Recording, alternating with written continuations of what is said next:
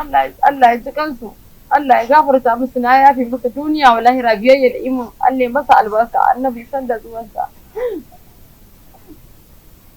The grief is unbearable in Torankawa village, Bunkure local government area, Kano State. What should have been a joyous Sallah homecoming has become a nightmare for families mourning their loved ones, hunters who never made it back. Among them was 21-year-old Abdullahi Harisu, whose mother and widow now face a future filled with sorrow. May Allah forgive my husband, Abdullahi, who was among those killed, and may he rest in Al-Jannah. He was fondly called Abba, but his name is Abdullahi.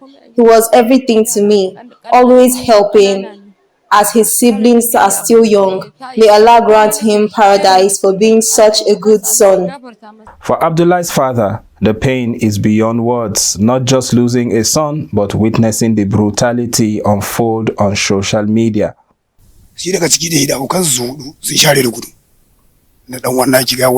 Learning of my son's death was devastating, but seeing my own brother, who was one of the 4 who earlier escaped, being chased and beaten with sticks and weapons, it's too much for any parent to bear.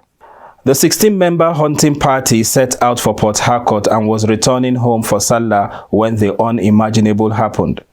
They were lynched by a mob in Uromi, Edo State, their lives cut short in a senseless act of violence. The brother of one of the few survivors, Muhammadu Yakubu, recounted the horrific events. They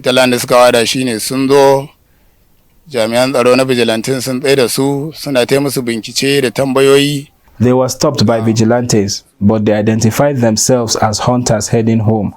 My brother, the leader of the group, was attacked by the mob but managed to escape, while others were killed one by one.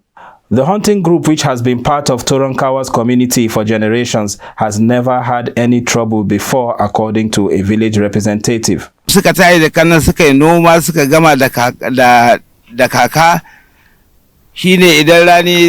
years, they have hunted peacefully. During the wet season, they farm, and in the dry season, they hunt.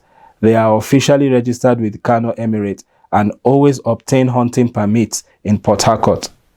For Dahiru Muhammadu, a hunter and tea seller, survival came down to a simple twist of fate. There wasn't enough space in the vehicle. The vehicle was full, so I and one other person had to stay behind. In the past, we always traveled together. Now, the families left behind struggle with grief and an uncertain future. Haruna's mother, now responsible for his widow and 4 children, faces a painful reality.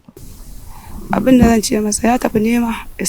son was hardworking, always striving to build a better life. Now his children are fatherless. The last time we spoke, I wished him a safe return. Now I can only say, may Allah grant him eternal rest. The families of the slain hunters are calling on the federal government to bring the perpetrators to justice. The emotional toll is devastating. We demand justice for our loved ones. For these grieving families, justice is the only solace in the face of unimaginable loss. The slain hunters have since been buried according to Islamic rites. Abdulaziz Ibrahim, Trust TV News, Kano.